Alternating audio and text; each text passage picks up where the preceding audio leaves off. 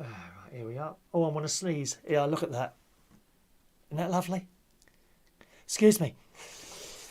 Oh, excuse me.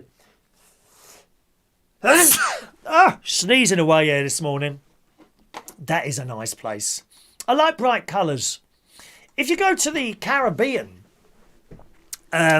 all their houses are painted in brilliant colours. Yellow and red and blue. It looks wonderful there. And then some of these places, like, as I say, the modern housing estates, bland and boring. I don't care if they're very good at keeping the heat in and all that. You know, they are bland and boring. We want to live in a castle. Or what about a lighthouse? Anyone like the idea of living in a lighthouse? All those stairs. You'd have to have a lift. Would a standard lift? I wonder if a stair lift would work in a lighthouse, because it's very tight, isn't it, going round? You go up and down the spiral staircase. I could do my show from the top of a lighthouse. Just think, I could be peering over each and every one of you, making sure that you're okay. Eh? Does that appeal to you? All right.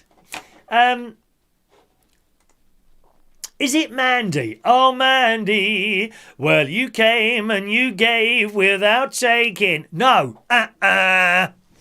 Here it is again. La la la la da da da da da da da da da da da. Da da da da da da da da da da da da da da da. I'll give you a couple of words. Da da da da da da da da da da da da da. And Georgia. Da da da da da da. California. Any idea? 2 words in the first line. Georgia and California. Get your answers in now. 07451287337. Can anyone guess the song I have learnt on the piano? In fact, maybe I shouldn't tell it to you tonight. If no one guesses, I don't think I'm going to tell you. I'll play it. I'll play it on the organ for the next show on Wednesday night live here, okay? Yeah, that's what we'll do. All right, let's move on, gang. Radioactive honey. Very dangerous, yes. Going back to America, we just talked about America a moment ago and Florida and that. This is very, very dangerous. In the sun, ever wonder what you're eating? How many of you pour that cereal into the bowl? Do you actually look in the box first? There could be things crawling around in there. You don't know. It happens. It happens. I can hear rain on the window. I don't know if you can hear that or not. Or little weevils in flour. People have seen those before. You should check your food first. But honey? I mean, you'd notice if there was something in honey, wouldn't you? Not necessarily. In the sun, traces of radioactive fallout. Oh my God, we're all going to be glowing green. Is there anything wrong with that? No, there's nothing wrong with being green. Don't be racist. Green is good. Don't be racist now. All colours are good. Shocking. I'll have to have a word with my dear little friend, Owen Jones. From the Valley, little Owen Jones. That little left-wing, not naturalist. Not naturalist. The little left-wing, little hard left, what do they call it? When they go on marches and all that business, what is it? Not a loyalist. What do you call them now? They go on these things, marches and shouting and screaming that they don't like things all the time. They pick faults and everything. They hate the Union flag. They hate it. Little Owen Jones, bless his heart. He's got his own YouTube channel. She does her hair all nice before she goes on. Then she opens her mouth and no one likes her. Never mind, darling. You'll be happy one day. What you need is a really nice Tory to go out with. That's what you need. Well, anyway, traces of radioactive fallout from nuclear weapons tests carried out decades ago are showing up in American honey, according to research. Oh, my God. Not only are they dumping their chickens in chlorine, we got radioactive honey to worry about now. Half the samples of the sticky treat collected across the eastern states by scientists, half of them are showing varying amounts of the isotope cesium-137. Hey, have you got any of that in you? Very worrying. The material is a relic of atom bomb tests conducted during the Cold War. Researchers have written the amount of radiation in each sample isn't enough to harm anyone who eats it, but it could explain bee population declines across the states. You see, it's this nuclear stuff. Oh. Worries the life out of me, it really does. And I always say, it's safe. No, nothing can go wrong with that. Hello, Chernobyl. What was the other place? Was it Long Island? There was two. One in Chernobyl, Fukushima. What's the other one? The other one was in the States, wasn't it? Wasn't there 3 nuclear disasters? Frightens the life out of me, that nuclear stuff. Forget a war. That's bad enough. But all this stuff where they make electricity. Come on, get some more windmills out there. There's nothing wrong with those windmills. Scientists have speculated for years that fallout from weapons. Sorry, we're not doing those calls at the moment. Just a moment there. Fallout. Let's take a call. There we go. Simon in New Haven. Good evening. Hi, Chris. How are you? Hello there. Nuclear weapons. Are we talking about that? No, I was going to ring up about the song thing. Oh, the song thing. Okay. Do you want to sing it first for us? I don't really know it. Do you not? Okay, what do you think it is then? I reckon it's John Mayer, Why Georgia. John Mayer, Why Georgia? Are you sure you want to stick with that answer? Yes. Do you want to lock in the answer? Final answer. We've locked in the answer. Boom, boom. Boom, boom. Boom, boom. So tell me, why do you think it's that answer? Boom, boom. Boom, boom. I've heard it. Boom, boom. I've heard it before. Boom, boom. Okay. Let's ask the computer what the answer is. Computer says no. Is it what he... I can't remember what he said. Is it what he just said? John Mayer, Why Georgia. Is it John Mayer?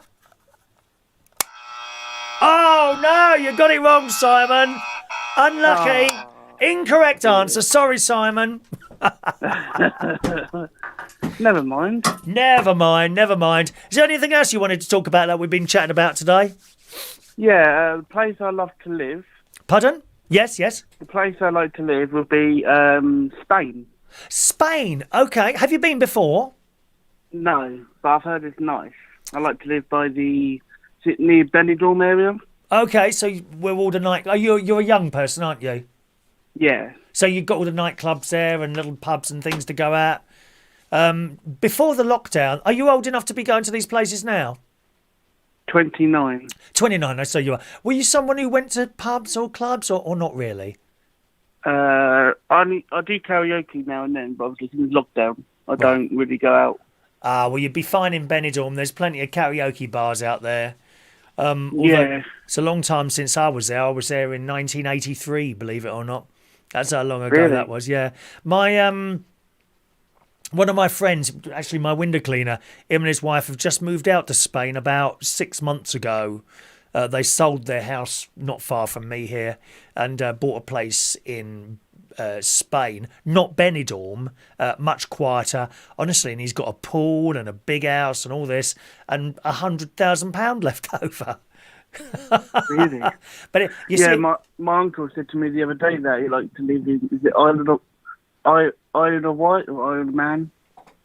sorry, say that again. Your uncle said what? My uncle said his favourite place would be Island of Wight?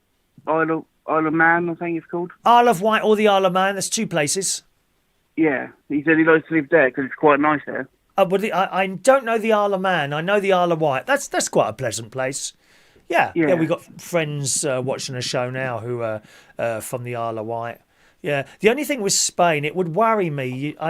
We often see these stories about people that have been sold houses and then years later, the government come along and say they're illegal. We'll tell them to get out and pull the house down.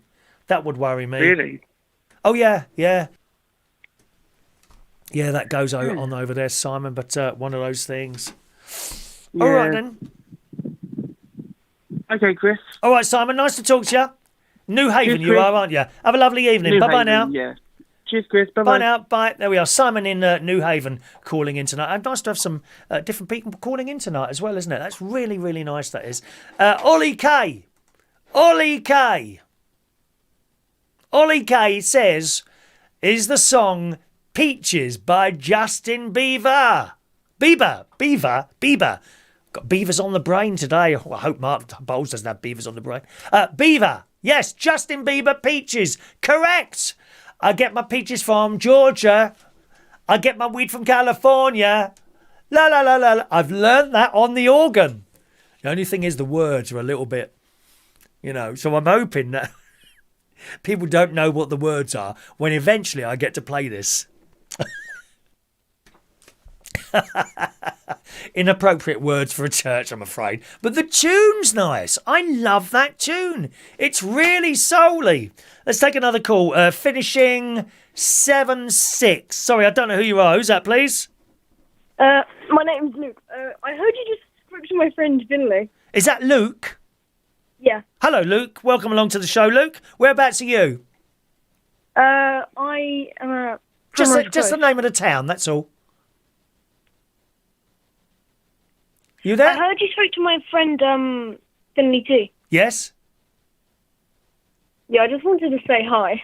Oh, okay. Hi to you as well. What town are you? Are you in the same place as I can't remember where Finlay is now. Is it Oh, don't tell me. Are you Oxford? No, What town?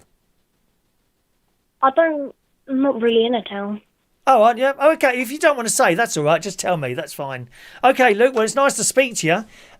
You're in the same school as him, are you? Yeah. Same class? Yeah. Oh, you don't muck around with him at the back of the class. I hope you pay full attention at all time to your lessons. Yeah, we do. Good. Now, I was just saying to Luke, you can answer the question yourself if you want.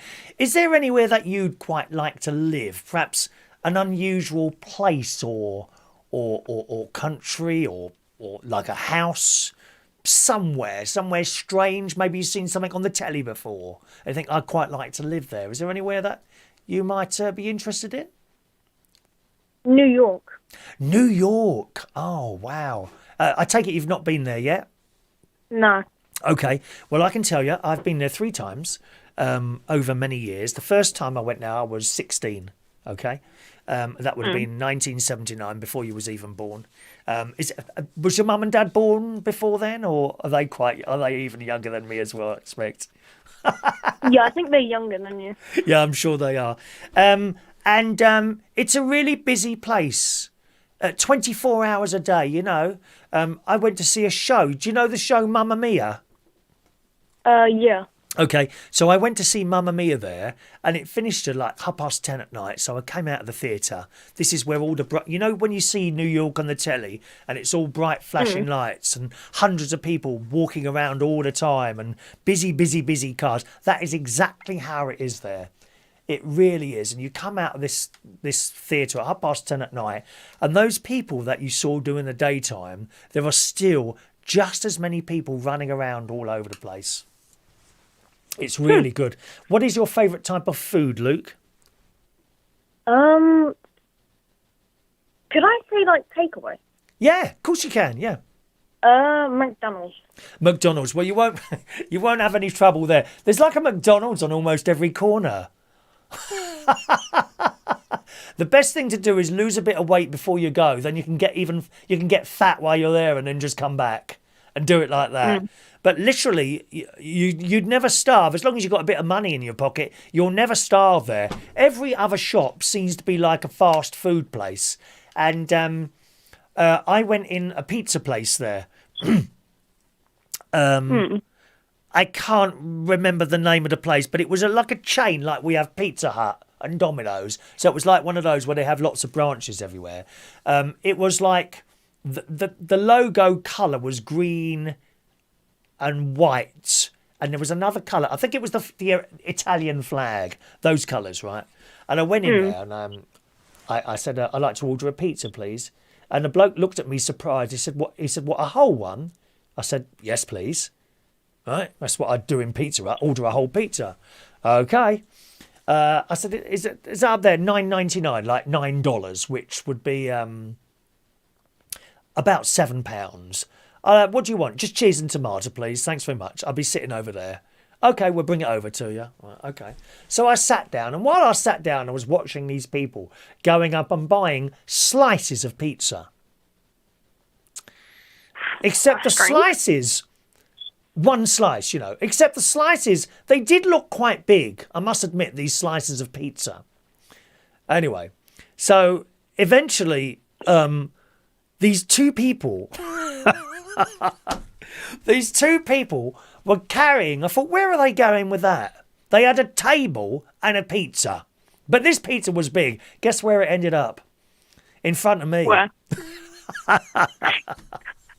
And I looked at this pizza and I thought, there's no way I can eat that. Anyway, so I said, "Thanks very much." And I had my glass of Coca-Cola and that with the straws and the pizza. I started eating it and I think I managed half of it. And then I looked around. I was embarrassed to get up and throw it away, you see, because I don't throw food away. I think it's really bad to throw food away, even a small amount. Even when I'm out with even when I'm out with my nephew's children, 7 and 9 and 6. Even when I'm out with them, if they leave food, right, first of all I'll moan at them and then I'll eat it. I'll eat their old food as long as it's not been chewed up. Do you know what I mean, Luke? Because you don't really want you don't want to run a piece of. When my brothers don't eat their dinner, I just have the rest. Have the rest of their dinner. Oh, you do that as what, rather than have a meal yourself? Yeah. Yeah, but I kind of skip over the bit. If it looks like a chip has been half chewed, I won't eat that. Do you know what I mean? Yeah. Anyway, I'll wait until they'd gone, and then I quickly sneaked out. And I quickly put it in the bin and went out. I didn't want them to see that I hadn't eaten it all. But when I think about it now, I could have just asked for a box and taken it back to my room for the breakfast the next morning. Yeah, you could have. Have you ever had a cold pizza in the morning? I'm like, you could just heat it up. You can heat it up, yeah, or you can have it cold. I know people that have eaten a half-eaten kebab in the morning. Don't ever go down that road, Luke. All right then, mate. Well, maybe I hope one day you go and see New York, because it's something else. It really is. When you see all those people and how much there's so much to do there. Really, there's loads and loads to do, and even simple things that don't cost anything, like walking around the Empire State Building outside. If you go in it, you can go up it. Yeah. In a fast lift and. Where they had the terrible bombs. You remember the planes crashed in to the two towers? I went to see that as well. Yeah. That was very sad, walking around there, really. And the Statue of Liberty. You can get a boat, or you can just stand and look at it, but you're a little bit far away. But there's always stuff to do if you're a little bit short of the money, even like go round Central Park or just walk round the shops. I love it. I love it. It's just a little bit too busy for me, New York. But as a young person, I do hope you get to see that one day. All right? Yeah. Yeah. All right, Luke. Thanks for calling in. You're welcome. Have a good day at school tomorrow. Cheerio. Bye. Bye now. There we are, Luke calling in. Finlay's friend. We get some new people tonight. This is wonderful. Jason Hughes is guessing the song. Was it Katy Perry? No, certainly not Katy Perry. Adam the Plumber's got it as well. Is the song Justin Bieber? Peaches? Yes. I get my peaches from Georgia. I get my weed from California. So you can't really be singing that at church, can you? I suppose you could change the words a bit, couldn't you? 0208 144 3477 if you want to call in tonight, or you can text the show top corner there. 07451 287 337 is my text number. Weird City says, is the song Supernova? No, it wasn't Supernova either. All right. Sean says, you take care. I've got to go to work now. Bye-bye, Sean. Sean's off to work. Nice to see you again, sir. Lovely to see young Sean in there this evening. Hello to Stephen Petty. Back to the early starts tomorrow, 4 o'clock in the morning. There I was this morning, getting up at 9:30. What a lazy person I am. Poor old Steve. Up early, aren't you, my friend? Up very, very early, that is. Blimey, 4 o'clock. But I think I said to you before, given the choice, I'd get up early in the morning rather than do a job that starts at 4 in the afternoon and finishing at midnight. I wouldn't like that. No, I would do a job that starts at 4 or 5 in the morning. I would. Absolutely would. All right. Good. What else have we got here today? So we talked about the radioactive honey. Yeah, be very careful with the radioactive honey. If Luke, if you go to America, don't buy the honey. Very dangerous. You'll come back to this country. They'll be pulling you off the plane. I'm sorry, there's something wrong with you. You're growing you're glowing green. Very dangerous. All right. Let's just go back to this story about the honey there. It says the hives were located across the eastern United States from Florida all the way up to Maine. Maine in America, which is another place that I've been all over the place. Maine, and that was where I was when I first went to America when I was 16, 1979, and that was a canoeing, walking type thing with the Scouts. I've got a picture here actually. 1 minute, I've got the picture here. Have I got it here? Oh, maybe I haven't.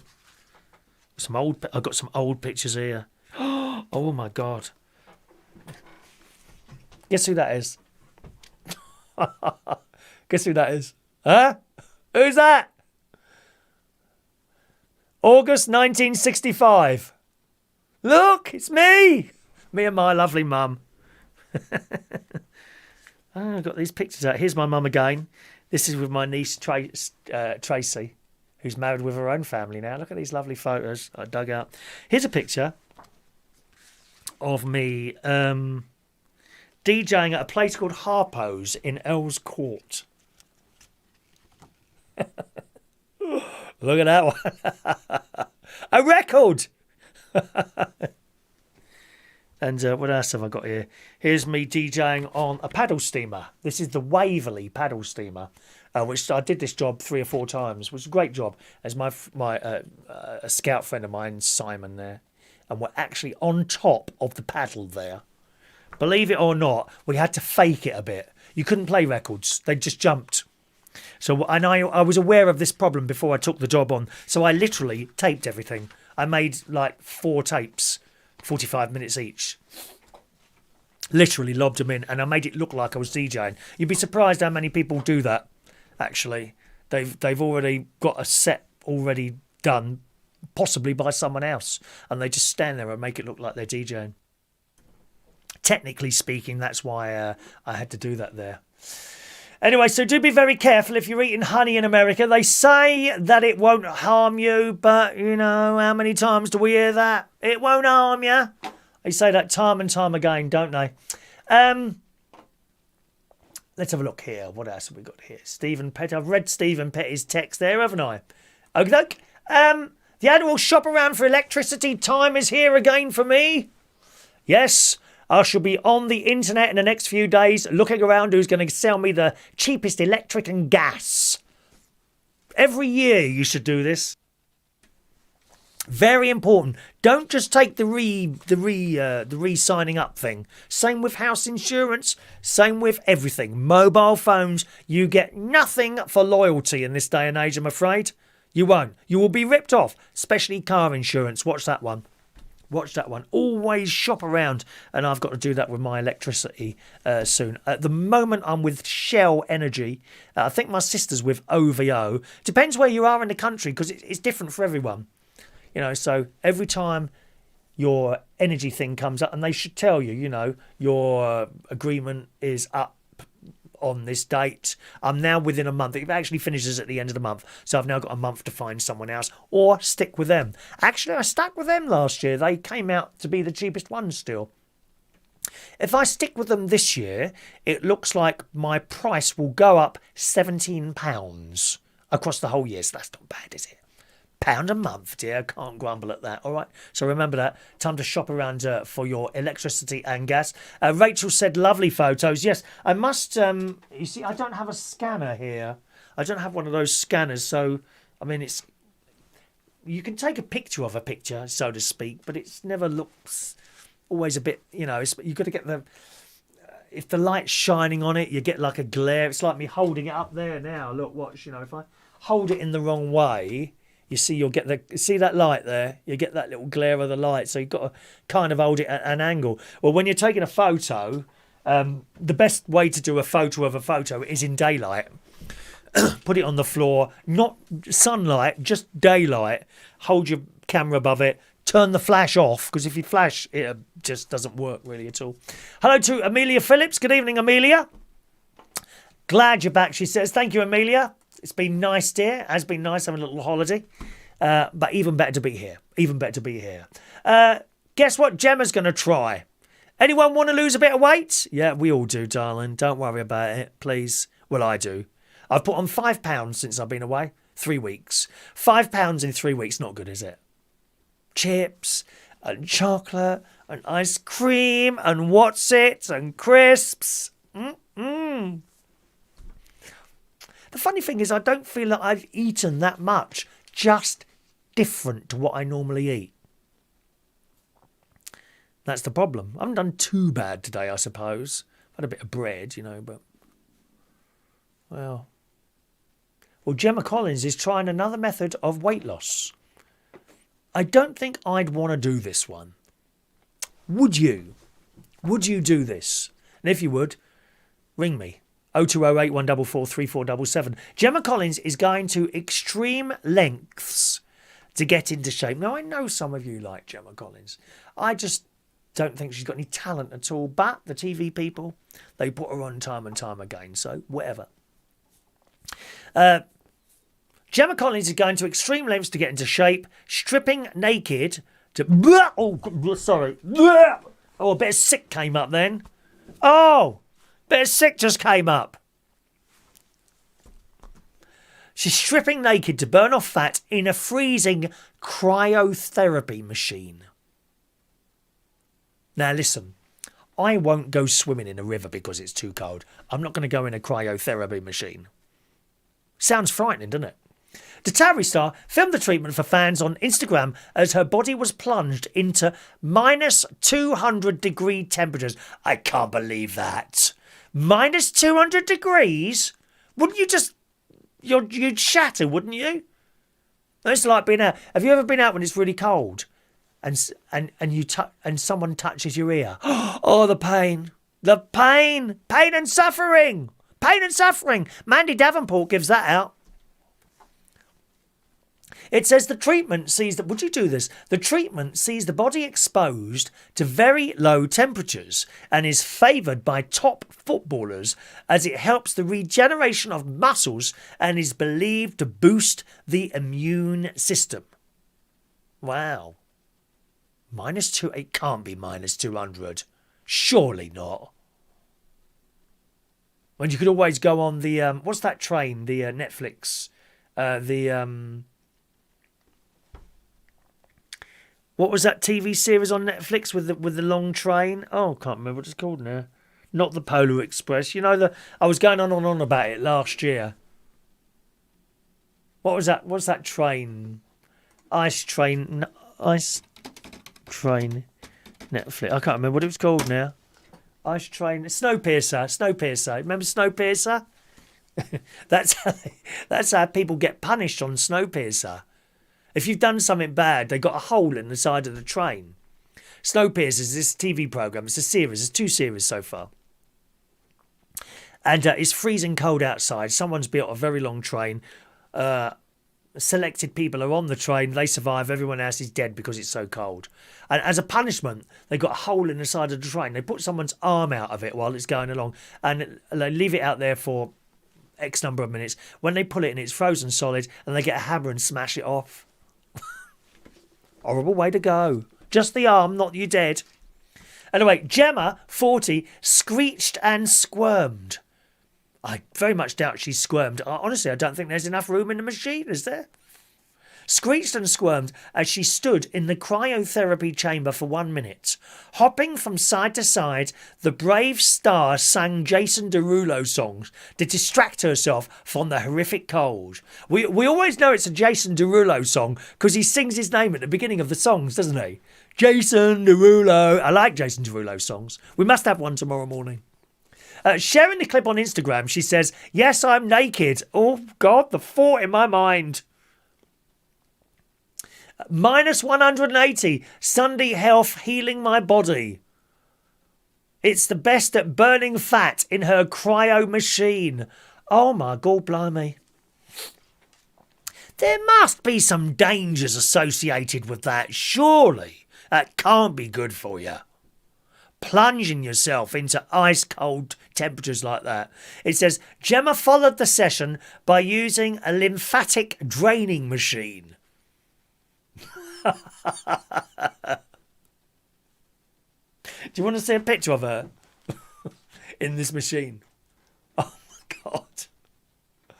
She actually looks quite happy. She's smiling, look. Where is she? There she is. She's smiling, look. She's laughing. You know why she's laughing? She's probably watching a show. I reckon she's a viewer, Gemma.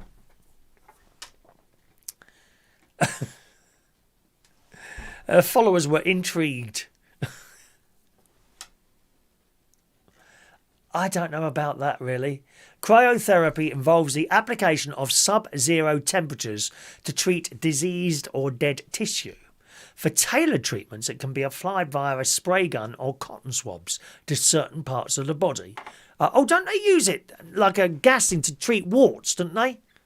I think if you've got a wart, wherever, they touch it with this thing and it just falls off. I believe that's the case. I'm not sure.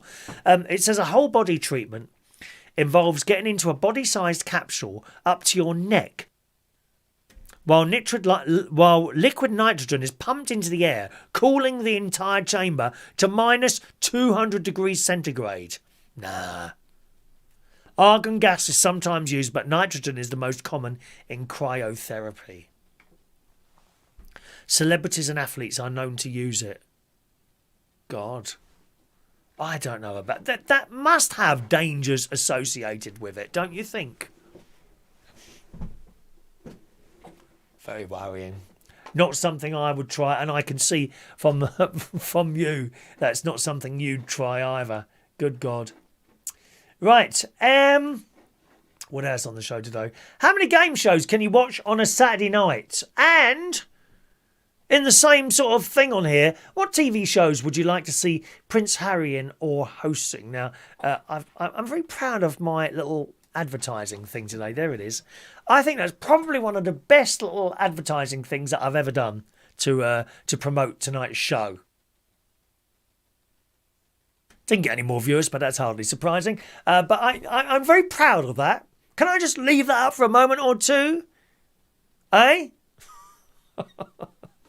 I'm very proud of that. Pictures of Harry. You reckon he'd be good at the Generation Game? Oh, good evening, everyone, and welcome to Generation Game. Harry Windsor here with you. Is his surname Windsor? I think it is. Surname is Windsor, isn't it? Eh?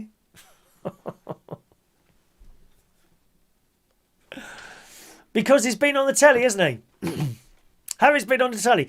In the Daily Mail, Prince Harry had his name in lights as he was greeted with wild cheers and a standing ovation from a rapturous crowd during a speech at a star-studded concert in Los Angeles on Sunday, while his heavily pregnant wife, Meghan Markle, stayed at home.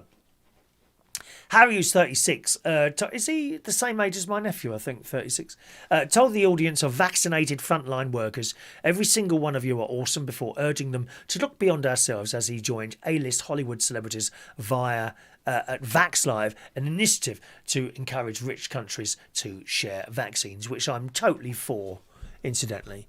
I know we've sent India. I mean, wow. Wow. We could have been like that.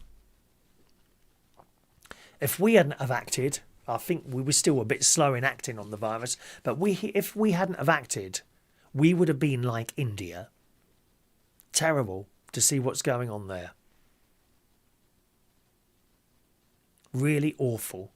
How many people are getting the disease each day? 300,000 a day! A day!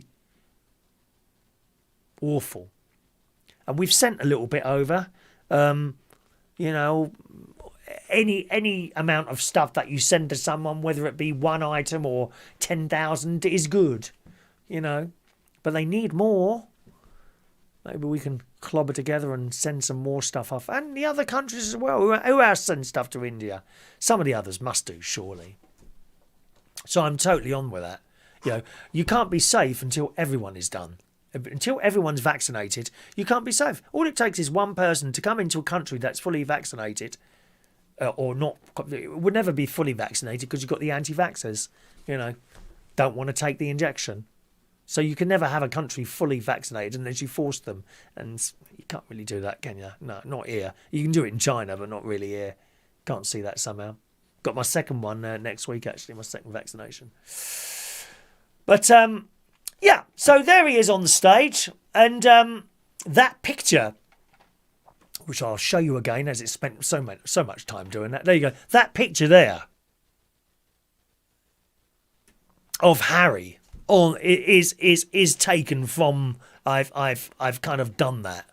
I've taken that picture of him on the stage in LA, and we've got an unknown person calling. I'm afraid I don't take unknown calls. You need to be sending your number. All right, don't take unknown calls. You do need to be sending your number, I'm afraid. Okay, don't worry, it won't go anywhere else. I'm not going to sell it to anyone or anything. So if you want to call in, you do need to be sending your number at the time. All right, so it comes up with your phone number. So if you're naughty, you get blocked immediately. Yeah, so that's where that photo's come from. And I just think he looks very comfortable on a stage. Do you not? He looks comfortable on a stage. Now, perhaps he could be given a TV show. I personally selected The Generation Game. Yeah, I'm not actually sure if he would be suitable for that. I think you've got to be quite upbeat and you need to make a bit of a fool of yourself, or at least the people playing the games. But The Generation Game, perhaps that's for Harry. Can you think of another game perhaps that Harry could do? Or maybe not necessarily a game show. Perhaps something like Prince Charles has done, like a wildlife and looking after the environment type shows, hasn't he? Can you think perhaps of something that Harry could do? What do you reckon? 020-8144-3477 is my local number, okay? 020-8144-3477. Don't remember, gang, if you're calling in, you must send your number. We don't take unknown calls at all on this number. All right? Fran says, you haven't ate much more, but you haven't walked many miles wombling this week either. No, you're right there, actually. You're right there. I didn't walk many miles wombling. It was basically from my caravan to their caravan, and then in the car to somewhere where we walked around. Very low walking rates last week. Yeah. Not when I'm at the caravan. I do good walking rates when I'm at the caravan. Very good walking rates. And here... Yesterday I did a bit. Today I didn't do too much. I have been litter picking today. Since I've been back, I've collected 5 bags of litter. It's disgusting. Disgusting. 5 bags of litter since I've been back. Terrible, isn't it, eh? Today I went over the forest. I thought, let's have a look over the forest. Because my neighbour says, we missed you while you're not here over the forest. I said, go on. He said, there's bits of litter everywhere. And I went over there today. I was over there 2 hours. Okay? But I didn't do that much walking because there was quite a lot in a small area. Brought it back, put it in position, ready to be collected by the council. Why? Will we ever solve that, do you think? Don't know if we'll ever solve that. Okay, Luke. Luke, do you want to call again? I'll take you, Luke. Okay, Luke's trying to call in. Sorry, Luke. I do need to know it's you before you call in, because otherwise what happens is we get unknown callers calling. Okay, I'll take you, Luke. All right. We get unknown callers calling. They just put the phone down, and then you just spend the entire day trying to talk to people all the time. Ready for you, Luke. Whenever you're ready to call. Rachel Wheatland says, "Strike it lucky. Game show could be for Harry." Da da da da da da da da da da da. Love the music. Michael Barrymore, of course, wasn't it? Oh, Michael Barrymore did that one, didn't he? Eh? Isn't Alan Carr doing it, or has he done it already? I saw it on the telly the other day. The only thing is, of course, they've got flat screen tellies where the arrows are now, and it's not the same.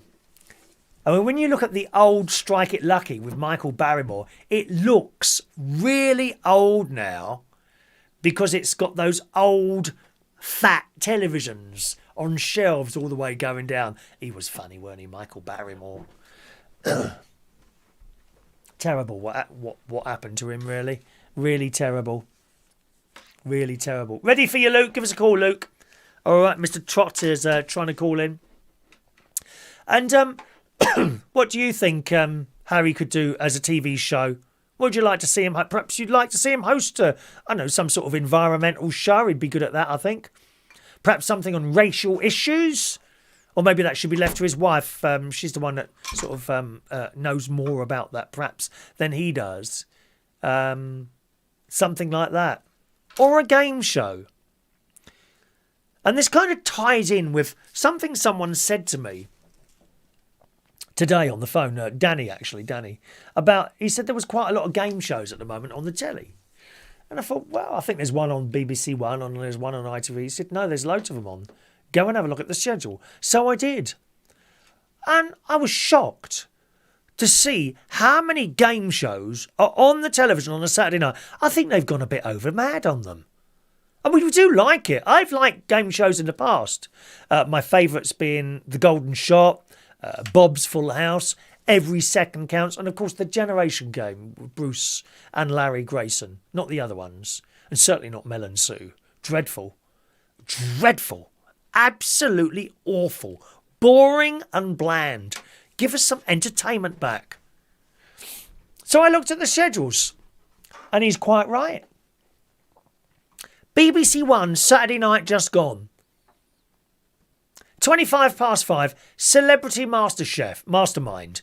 Let's add these up. 1. Game shows on Saturday night. Followed by Pointless Celebrities at 5 to 6. 2.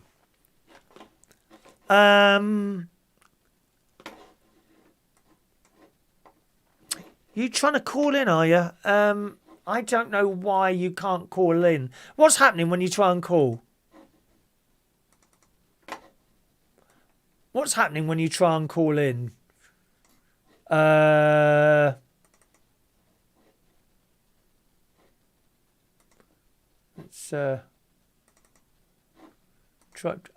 don't know. I don't know why you can't call in.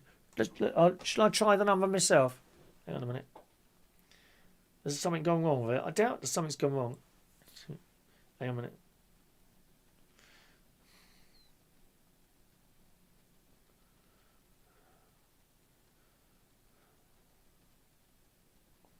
What's the number?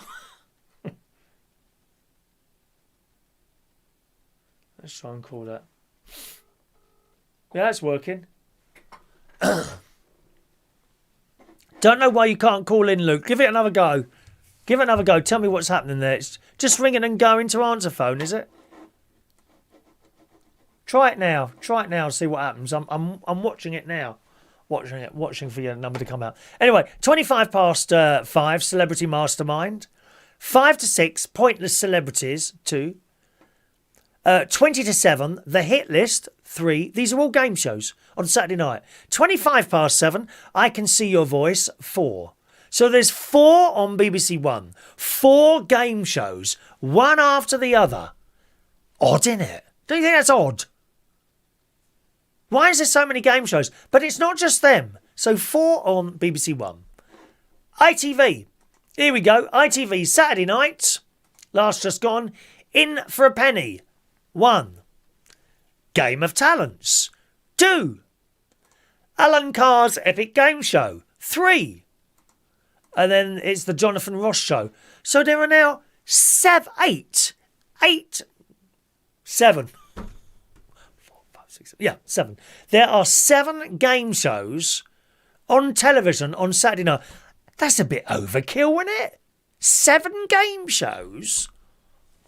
I don't know them all, to be honest. The one I do know is I Can See Your Voice. Now, I have been watching that. I've only watched the first 2 episodes. I can't make my mind up about it. I think it could be good, but at the moment it's not. What are your thoughts on that programme? I Can See Your Voice. Do you watch that? Maybe you don't. But it's basically a karaoke type thing, okay? I explained to you before what it was. You've got people on there who, I think there's 6 of them. Some can sing, some can't. You don't know who can and who can't.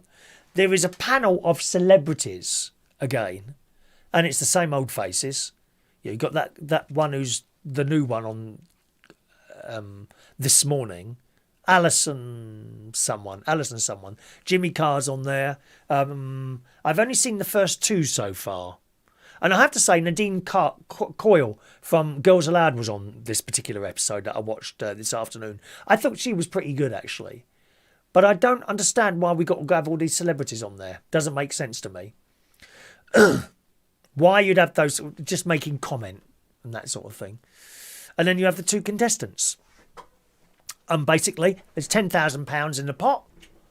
And someone has to try and win the £10,000 by guessing which one of the good singers. There we go. Let's go to the phone again. Is it Finlay again? Hello, Finlay. This is Luke. Hello, Luke. All right, Luke. Yeah, I don't know why that's not working then. You say it's just ringing. Just ringing and going straight to answer phone.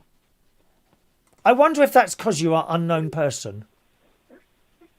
Yeah, I think it's off. Is it? I don't know why. Let's have a look. Yeah, because Finley's phone is working all right. Yeah, not mine. Ring it now. Just ring it now and see if that rings now. Right now. I won't necessarily... Would you want me to take it if it rings? Yeah, if you could. It's ringing now. Is it? Right, okay.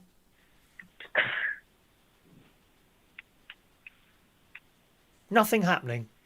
Nothing there, is there? Nothing happening at all. How I have to odd. try and sort that out.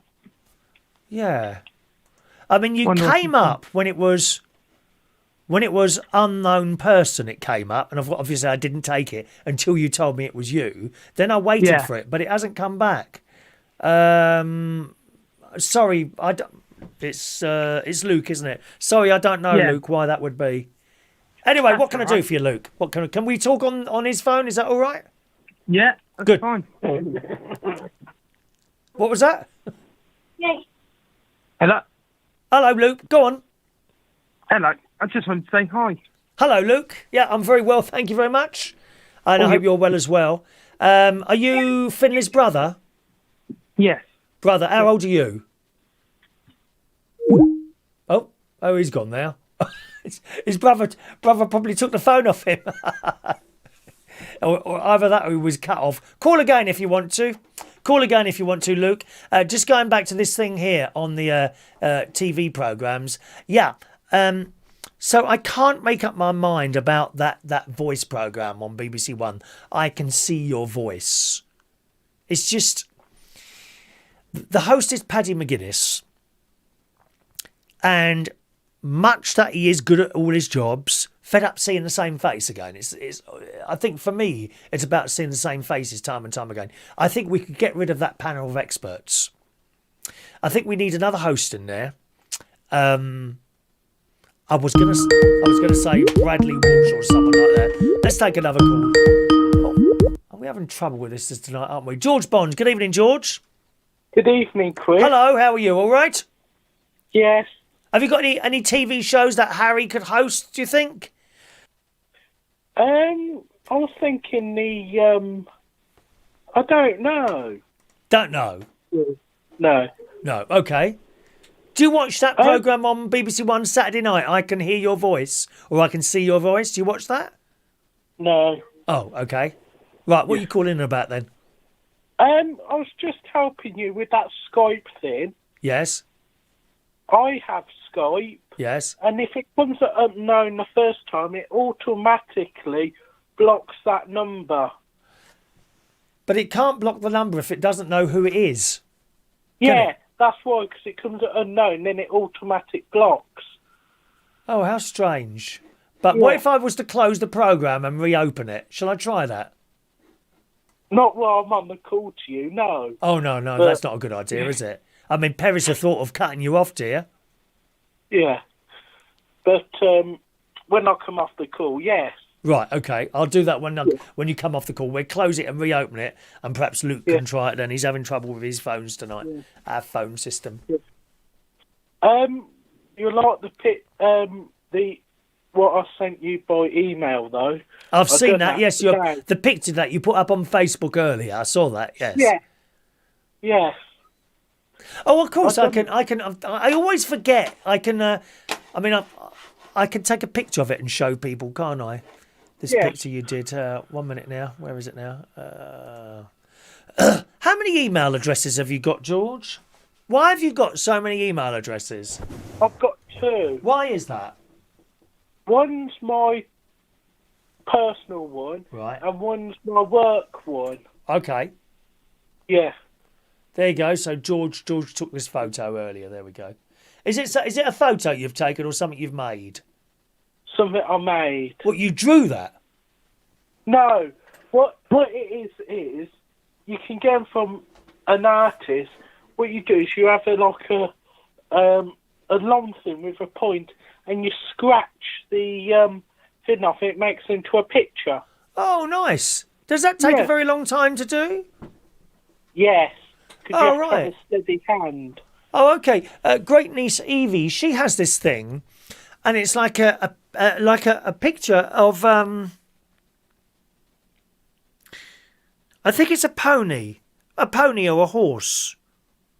Yeah. Or maybe what's the mystical might be a unicorn actually. Might be a unicorn. Anyway, so she's got this picture. And it's got little numbers on it, little round circles, numbers, 1111, 222, 11, 333, 6, so on and so forth. And the numbers are on the horse mainly. And the bit what the numbers are on and the horse is sticky. Okay, it's like tacky. If you touch it, it's not sticky. I can't get my hands off it. It's tacky, right? And also with this picture comes a little plastic tray of coloured bead type things. Yeah. And you get this little pencil thing. It was on the video actually that I uploaded last week. And she has each colour as a number 1, 2, 3, 4, 5, 6. And what she does is she looks at the picture, say number 2, little circle with number 2. She then goes to her coloured beads, picks number 2 bead out, which red, say that's red, and she carefully positions it in the little hole, just touches it there, and it sticks. And she makes, she's got this thing, she makes pictures out of that. I think it's fantastic. I had a little go myself. Very enjoyable. Very enjoyable. My sister, she does colouring books. You can get adult colouring books. When I say adult colouring books, I don't mean they're rude pictures or anything like that. They're just things that, perhaps buildings or something, whereas if it was a small child, maybe it would be like a cow or something like that. They do adult colouring books, and they're very popular, Thank you, Fran says Diamond Art. I think that's what it's called. Thank you, Fran. Diamond Art is what that thing's called. Clever, isn't it? Yeah. My pap used to do paintings. As in real paintings. Was he good at it? Yeah. Good. Lovely. What did he paint? He painted, because he used to do the poles at the electricity board. Oh, yes, yes. And he's painted one of them. So that would be like a... Well, I don't think they use it anymore. Would have been like a creosote, perhaps, in those days. Would I be right? Yeah. Creosote, yes. We had... When I worked for British Telecom, we had our own poles. Sometimes we shared the electricity poles, and I would have to climb up those. I climbed up telegraph poles to fix the wires at the top of the pole, going to people's houses and all that. That was quite a nice job. Yeah. My pap nearly got killed. Did he? What, electrocuted or fell off? electrocuted. Oh, what happened?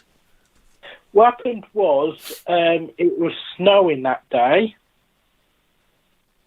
And, of course, you know when you get big piles of snow, it weights, don't it? And it can...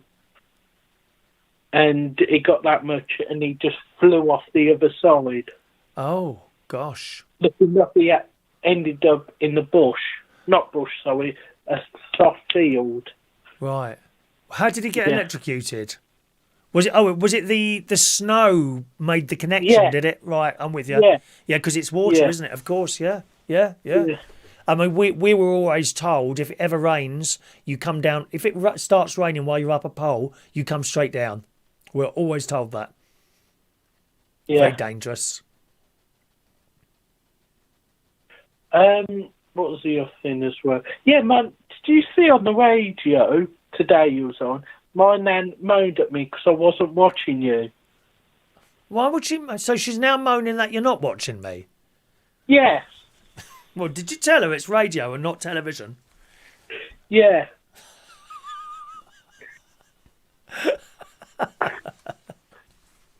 Oh, I don't know. When's her birthday? We must sing her happy birthday when it's her birthday. Ages yet. Is it? Well, make sure you let me know when it is. All right, George. Have a nice evening. Yeah. Cheerio. And you. Cheerio. Bye-bye. Nice to hear George after a whole week of not talking to George. My life is finally complete. Thank you, Luke. Luke says Finlay's phone just died. Not to worry, Luke. There's always Wednesday or Friday night, 3 times a week you can call us here. Adrian says Harry can do the programme called Naked Dating Programme, isn't it? Oh, I've seen that. No. I don't get it. Why does anyone want to go on a programme like that and get their bits and pieces out for everyone to see? It's just, nah. I don't get it. That sort of programme does not attract me in the slightest. It's all just about shock, isn't it, all the time? Naked dating. But perhaps for Harry. Adrian, I just think you want to look at him, don't you? You are naughty, Adrian. And then perhaps he's got an OnlyFans account, has he? Amelia's not well. She's in bed with a sore knee. She's done something to her knee. I hope that gets better soon, Amelia. Is it 9:45 already? Good God, look at the time going away.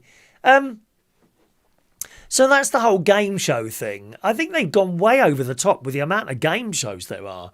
Certainly when I was a child, we only had one game show on the telly. I mean, the iconic Saturday night television schedule when I was a child was Grandstand would finish, then we'd have the Pink Panther, and then the news, and then Final Score, and then we'd have Doctor Who, and then Bruce Forsyth's Generation Game, or Jim Will Fix It, one of those two, followed by something like The Duchess of Duke Street, or Cold Hits. You remember that, Cold Hits?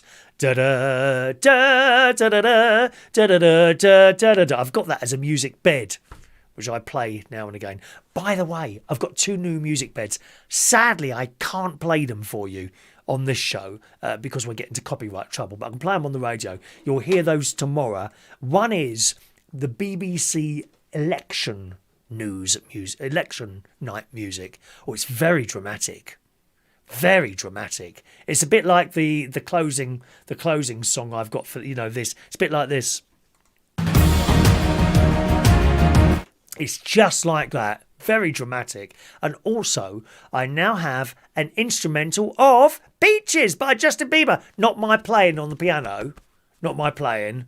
I've found an instrumental version of that. So you'll hear those tomorrow morning while I'm talking rubbish for 10 minutes or so. All right. But yes, so we then have the Duchess Drew Street Cold Hits. What else did we used to have? Juliet Bravo. Da, da, da, da, da, all in that same slot, like a drama thing. Now, what was that followed by? The 2 Ronnies. Parkinson. And then something else. Was it Dave Allen? Something like that. Iconic Saturday night schedule. We had one game show, but honestly, 4. How many BBC have got? 4 in a blooming row. Celebrity Mastermind, pointless celebrities, the hit list, and I can see your voice. I mean, how many blooming game shows do you want to see? I do like a game show. My friend Danny was telling me earlier, old Bradley Walsh has been signed up, and I hoped this would happen. Remember he did a special of Blankety Blanket Christmas. They've made it into a series. Wonderful, because that was good. There's the proof. You don't need to give away huge sums of money if you've got a good format. You don't need it. It's like this programme. Millions of viewers all over the world. I don't give away nothing. Thank God for that. Another phone call. It's Danny Woodhouse. Hello, Danny. Oh, it's been too long, Danny. A whole week since I last spoke to you. Yes. I mean, I've only just recovered. Sorry, I've only just finished missing you now that you've appeared on my screen. Oh, you take my breath away. Do I really? Oh, you have. Yeah. Well, I hope not. Don't die before the end of the call. Well, I mean, there's... I do love sharing my time with above average people, Thanks I very can't much. stand anything below average, Yeah, I don't like below I like to go average above either. it, I don't like below average or average. I like large. Yes. And I make no apology in coming out with that. I'm going to come out like that. I like large. I do like large. Anyway, carry on, Danny. What you got? This has got to be about game shows, is it? Well, I suppose you've started me off, so, I know you like obviously game shows. Bob's Full House. you- or if it would come back with me on it, it would be Dan's Full House. Dan's Full House. Yeah, because those 4 letters at the top, they'd actually fill the spaces, wouldn't they?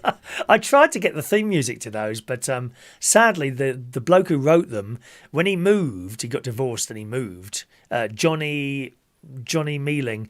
I rang him up, and when he moved, he lost a box of tapes, and that was one of them. The only other place you'll get from the BBC, and that it's impossible.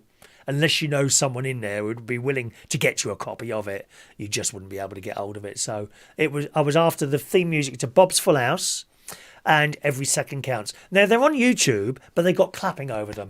I want a clean copy. There's always too much of that, isn't there? Yeah. So Because that's what makes... But no, you think it's like that, you have enough of that. Look at how it is in America. Oh. Try watching an American quiz show. The moment it starts, you get about 3 seconds of da-da-da-da-da, and then all of a sudden, and this is... whatever it is, the price is right. So, and then it's like... That's right. It's a bit much, isn't it? It's a bit much. Just play the music. Yeah, I agree. Too much. Yeah. What else did we have on a Saturday night? Well, everyone knows House Party, Noel Edmonds. Oh, Noel But Edmonds, what about yes. the show that came before that, when it was called the Saturday Road Show? That's right, yeah, that's right. Because there's loads of that on YouTube, because the best bit of it was the gunge tank. Oh, you like that, did you? Didn't that start on Tiswas? Well, it was just buckets then, wasn't it? Was And it? it was I more can't remember water now. than actual gunge, but... That's where Chris Tarrant made his name, really, wasn't it? Tiswas. Yeah, I mean, I never... That finished near enough, like a couple of years after I was born. But now I've actually seen it on YouTube. I think, like, how did we go from that to, like, what we got on a Saturday morning now? Cooking. Oh. I think. Don't even go there. Does my head in. Does my head in. I like a cooking programme, but it's not on a Saturday morning. No, well, I don't. I don't like them at all. I don't watch cookery programmes. End of. I can't stand that one on Channel 4 where you cook for 4 people and then they slag you off. Yeah. What's all that about? Well, that was the famous one. Awful. Because you ain't heard about this game? It's not bingo, right? Although it's actually called Innuendo Bingo. And what's that? They've been known to play it on Radio 1. Oh, right. And what happens is that people send in clips where somebody's been talking on the television and they've said something quite innocent, but because of people's dirty minds, they see it as a bit of innuendo, you see. Oh, right. And the idea is they play that, and then the 2 celebrities who are sitting opposite each other have to take a mouthful of water before the clip starts, and they've got to see how long they can hold that water in their mouth before they start laughing and it gets sprayed over the other person. Well, I hope that won't happen during these days of coronavirus. Very dangerous game show, dear. Yeah, but they've. But what happened on this one? But they did take a clip from "Come Dine with Me," and I'll never, it was. They was talking about, I think, what the other person was going to eat, and I think the woman narrator, and she's gone something. She tripped up on herself by saying, and later on we'll see how Sarah feels once she's had some pork inside her. Right. It doesn't sound like it's my sort of show, to be honest. I don't like filth. If I wanted to watch filth, I'd just bring it up on the computer. I don't want to see it on mainstream television. I'm sorry, I don't. Yeah, well, how can you sit there with nieces and nephews and someone comes on and takes their clothes? I'm sorry, no. No, it's just a total embarrassment. I even remember sitting watching programmes with my mum and dad, and a couple in those days about the worst you could do was kiss on the television. And you'd see a kiss, and I wouldn't know where to look. I mean, God knows what some of these children now, when these programmes come on the telly, they must be so embarrassed. I just don't think it should be on mainstream telly, all this bonking going on and all that business. I really don't. Yeah, I know. I mean, we never had it on Camberwick Green. You know, Woody Miller never got up to anything like that. Even Florence on the Magic Roundabout, she weren't having none of that, mate. That poor rabbit, he was just happy to smoke those funny-looking cigarettes sitting underneath that tree, weren't he? How on earth did they get away with that?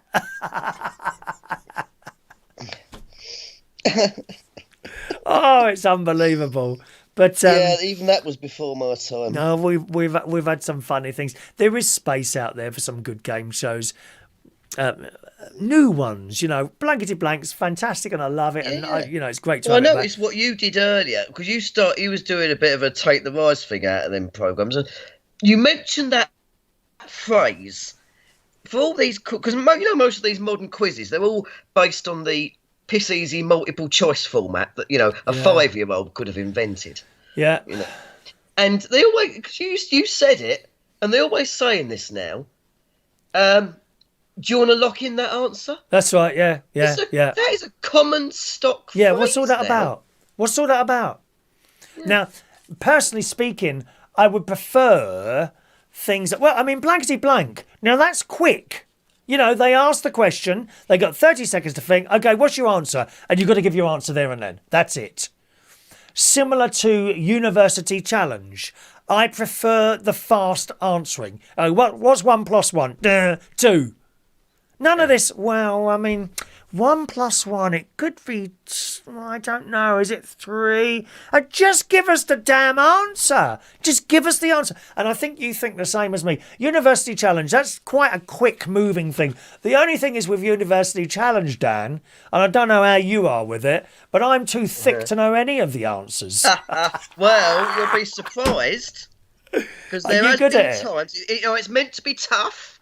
I'll give you that. But there's just times where, I mean, there was one, was it Christmas Eve about 2018, 19? Right. I'd got to Mum's and I went, Mum, University Challenge. So we'll watch that.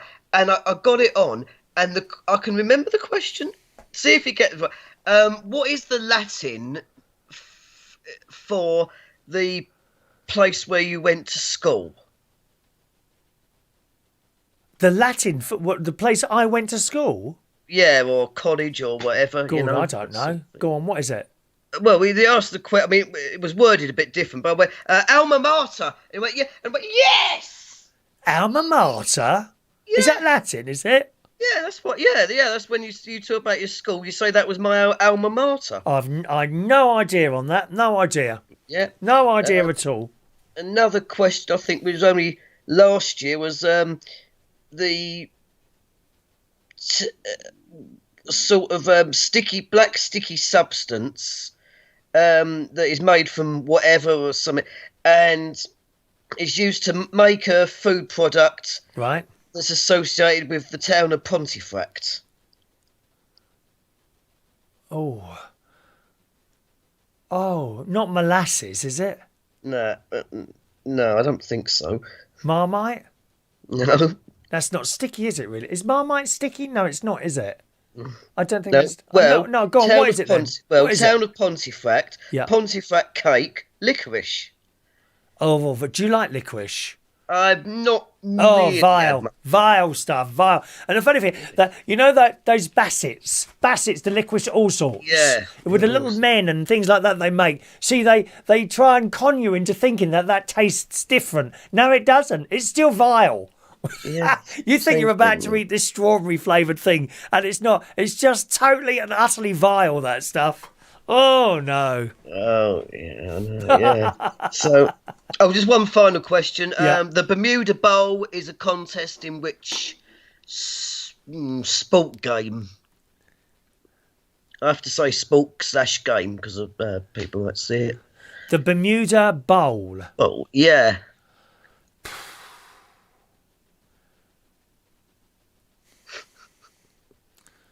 Do you want a clue? You get a clue. Go on. Oh, yeah, we'll have a Think clue of then. what I'm associated with. Eh? Think of what I'm Bingo. associated with. Bingo. No, not bingo. Couldn't quite have a. I don't think bingo. You are would be Mr. good Bingo enough. on there. You are Mr. Bingo. I'm Mr. But I'm Mr. Something else as well. Oh. If my mind's not on bingo, it's on. Oh, I don't know, dear. Well, you'd only know it if you was a bridge player, and that's what it is. Oh, is it a bridge Yes. tournament thing? Is it? Yeah, I remember okay. that one because none of the teams could get it. Okay, I know you play it. My aunt, not recently, of course, in the last year, but she belonged to a couple of bridge clubs, and they kind of meet up in a hall and they play bridge for 2 or 3 hours. You know, sit around the front. It's a good way to meet people as well, and keep. Oh your sort yeah, of well, I'm mind hoping ticking that the over, isn't it? Paddington Club's going to be open on a Sunday night. In fact, he's scheduling it for about the end of the month. Right. And there's a cafe. I mean, because so far it's been all online. It's not the same if you're not actually handling or feeling the actual proper cards themselves. But at least the only thing that did happen was at least we'd got rid of one woman Yes. who was on part of the. Oh, she was the most this annoying woman. See, when you play bridge, you can talk for a bit. The odd bit of chat is all right, but constant yak. Yeah, Fran bit like, Fran you know, guessed. not- Fran And guessed. she was like this woman. Well, Fran guessed it right. She says bridge. She says bridge. Oh, Fran's got it. Well There done. you go. You see. Yeah, but what happened with this woman? She was constant talk. She had to be told by someone a bit aggressively, "Please, I'm trying to concentrate." Oh, And really? then, right on the very last stand, I think I bid something measly 2 hearts or something, and then she jumps to 3 no trump, which, as your first bid, you never do that. I don't know bridge at all. I'm afraid. well, you wouldn't. That's no the idea. sort of thing you wouldn't do. Right. After that, when I would have had my second bit, I kept quiet then. No. Said nothing, and it ended up with her having to play the hand, and she lost. Okay. The points went to, and I was like, "Ha ha, yes." I we don't never know saw how her the again after I don't that. know how the game works. I mean, I could play Snap. Are you any good at Snap? Well, not really, because it's too easy. Is it too hard I for need you? Is it a something bit that's a too bit more- easy for your mind? Is it, darling? It's a bit, yeah. I got past that when I was about 5. Oh, okay. Well, I'm quite good at Snap. Especially if Yeah. I'm playing with great niece Evie and great nephew Harry. I always make sure I win. People say to me, "Oh, my sister would say to me, why don't you let the children win?" No, I'm going to win. Yeah, I suppose it's the reaction thing is probably what that's about, more, isn't it? You've got to. It's maybe if it's not the intelligence of bridge, perhaps it's the intelligence of the reaction to the get it. That's it. Yeah, Land I'm on with you. first. Well, I don't know anything Well, about thank you. bridge anyway. With the Do you think cards. do you not think there's too many game shows on the telly on Saturday night? It's ridiculous. Seven across BBC One and I would ITV. say, I would just say, really, overall, there's just not enough intelligent quizzes. Oh, because I never told you this one. I once met Carol Vorderman. Oh, I like her. Yeah, we actually met in the Lambeth Parish church grounds. It was the Lambeth Parish church fete of 2006, and I thought you were going to tell me that's like another the story, church isn't it? grounds a cemetery or something like that. There's some very strange thing goes on in some cemeteries. I'm telling you that now, my love. But we were there, and I remember I saw her, and I went up. I'd just taken a quick photo off the cuff, and I said, "Oh, Carol Vorderman! Oh, it's great for me to shake the hand of the woman the only sensible programme left on television now." And she went, Yeah. "Oh, don't be silly." When does Anne Robinson start that? She's doing Countdown, isn't she? I don't know. Do you know what? I haven't really. the thing with Countdown now, it's on because it's on near enough every day. You think, oh, I don't mind missing it. I haven't watched it for. I think I saw the celebrity one. Wasn't it always on every day? Well, Monday to Friday. Are you talking 7 days? It's on now. No, Is they used it? to have a break for 15 to 1, didn't they? Yes, they did. Throughout the year. That was written by a BT engineer. You know that 15 to 1. John Lewis. Yeah. Was he a BT engineer as well? It was written by the idea came from a BT engineer. Yeah. He made our sort of local internal paper. You know that we had at the time. Yeah. Chris. I don't mind if you want to cut short now. I'll tell you next time. But because there is a story associated with that Carol Vorderman. Well, go on then. Tell us the story then. Yeah. Oh well, what happened was there was this other bloke was there. Right, it was a bit.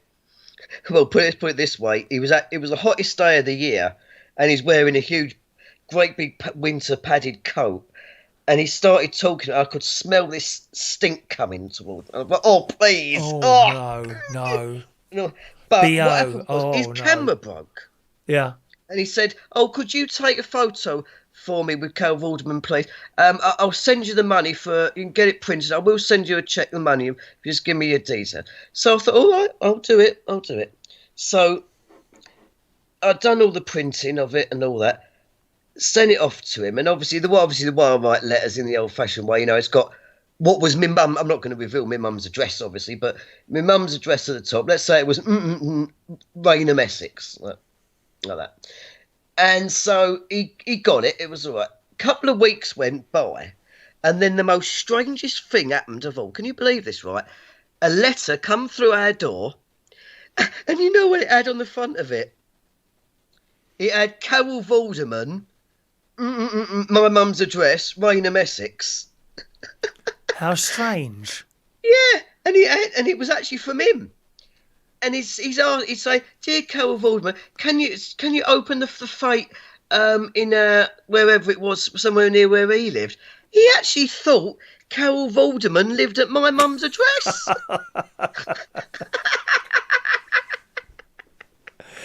Could you not just get around there? Well, he did write another letter again. It was very similarly worded. But after that, no, that was it. We never heard anything again after that. Right. God. Oh, well. Another similar one actually happened way back when I was just 6 years old. Where a postcard come through our door when we lived in East Ham. Yeah. And it had on it, it had a picture of William Shakespeare on it, right? And it had... I don't think it had did it have the person's name? I can't remember if it actually had the person's name who it was meant for. But it had, and it was all about this woman's trip to Italy, to Shakespeare's place. And then it had on it, at the bottom, it had, "See you when I get back, love, Tara Lynn." Tara? Tara Lynn. And then it's got my mum's address on it, so that's why it's been posted my mum's address. You don't think your mum's address might be sort of written up in toilet walls and places like that? It could have happened. Well, I don't. The thing is, to this day, we do not know. Me and Mum will never know who Tara Lynn was. Wow. Never ever. And that was in 1986 that happened. And it's funny, you do see. I mean, I don't know why. Sometimes I see people's phone numbers written on toilet walls. Have you seen that before?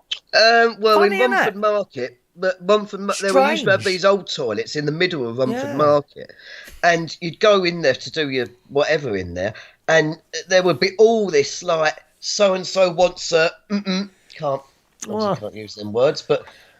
Well, I don't like it. I don't like it in our Bracknell. When it's a long time since I've been in there, our Bracknell, because they're all closed. Bracknell toilets. I didn't like it. I always used to go in there with a little spray bleach and a cloth, wipe them all off. I'm not having any of that funny business going over our Bracknell. This is a posh area, I love, posh. Oh yes, well you're right on top of Windsor, aren't you? Yeah, exactly. Yeah. Danny, as always, thank you for your. If you get long enough binoculars, you could actually see Her Majesty come out the castle. You don't need binoculars. She comes out. She does her shopping at Waitrose. On the self-service till. She weren't happy once. I caught her putting through grapes as carrots once. Very dodgy. Yeah. Danny, I know thank you some for the call people's- tonight. Yep. All right, Chris. Speak to you again very soon, I hope. Yep. Lovely show. Nice to Great talk show to you. back. Ta-ra, Danny. All right. Thank you. Right. Danny in Raynham in Essex there for you boys and girls. We're going to close the phone lines now, okay? No more calls tonight, my darlings. Lines are now closed. If you try and call in, you'll get an answer phone now. Just a couple of more messages to finish off the show today. Mike in Brighton says, hello, Chris. Just a quick hello. Good to see you. Just getting ready for work. Work hard, my darling. Love that jacket. This is from the lovely Clarissa. You're looking very well. The holiday did you good. Wow. Thank you, Mike. Nice to see you as well there. Maureen says, thank you for your kind offer. My daughter not watching. Okay, so that's all right there. Not keen on I Can See Your Voice. I can't make up my mind about it, Maureen. I'm kind of watching it. I've done 2 now. I've watched 2. I'll carry on for a while, but I've got a feeling I'm going to get fed up with it. She says, I really like Game of Talents with Vernon Kay, which is one of the things on ITV. Funnily enough, my mate has advised me to watch that. I haven't seen it yet, but you've said it as well now, so I might even give that a little go tonight while I have something, a little bowl of soup or something tonight. So thanks for that. Game of Talents. I'll just write that down, actually. Where's my piece of paper now? I've got to go on a little outing tomorrow. I've got to pick up a new computer tomorrow and get that ready for the karaoke. Because you may remember where's my pens gone? My laptop, there's one there. My laptop sadly failed completely. I've got the hard drive, but the motherboard died and it just wasn't worth... In fact, the fixing of that would be dearer than the one I'm going to buy tomorrow, which is a very, very good price, actually, from a friend of mine. He's got a spare one, so he's selling me his computer. So I've got to go tomorrow afternoon or tomorrow sort of late morning to pick that up and put it all together there, Maureen. But Game of Talents, I'll be leaving probably straight after my radio show in the morning. I can't remember where he is now. Where is he? I don't know if it's London or not. Hang on a minute, I'll tell you a minute. Where is it? I've got to go. Oh no, I think it's Hertfordshire. I think it's Hertfordshire I'm going tomorrow. Not quite London, is it? Thanks, Maureen. Game of Talents with Vernon Kay. I'll have a look at that on the ITV Hub. George says it's hello to Hayley in Northampton. Hello, Hayley. Welcome along to the show. We're nearly done now, actually. Gary Ross is there. Wants to know how Gary the cat is. Gary the cat is very well. And believe it or not, when I unloaded my car was it last night? Sunday? When did I come back? Saturday night. When I unloaded my car on Saturday night, and I'm bringing it out, and he's straight in. He's all round my legs and everything. Strangely enough, all that food I feed him, he ain't lost any bleeding weight since I've been away. I had a feeling there was going to be a quite skinny cat here when I got back. But there wasn't. No, he's still putting the old pounds on, just like me, I'm afraid. It's just the way it is, isn't it? Anyway, gang, that's it for the show tonight. Thanks very much for joining us. I'll be with you again tomorrow morning on the radio. There we are. Listen on your smart speaker. It's ever so easy. Or Siri. If you ask Siri, play Reach on Air, she will just play it, and it's fantastic. Okay, it's so easy. Just say that to your little Siri thing, or if you've got one of the Amazon devices, just go into the skills and enable the skill Reach on Air. So I'm there tomorrow morning between 9 and 10. If you're around late tonight, my friends on the radio tonight, his name is Alan Ross, okay? He's on there tonight. Now, where's his poster gone? There he is. Couldn't find him for a minute. There he is.